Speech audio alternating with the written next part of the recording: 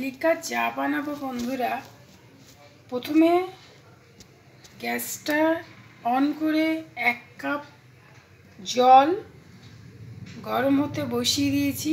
জলটা গরম হলে এবার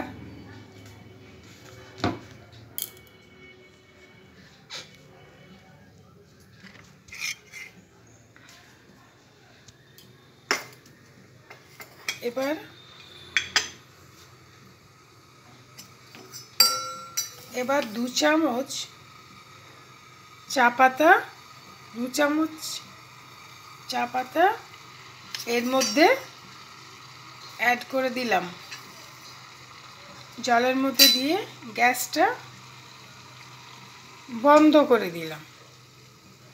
এরপর ঢাকা দিয়ে কিছুক্ষণ 2 মিনিট রেখে দিলেই আমাদের লিকার চা তৈরি হয়ে যাবে।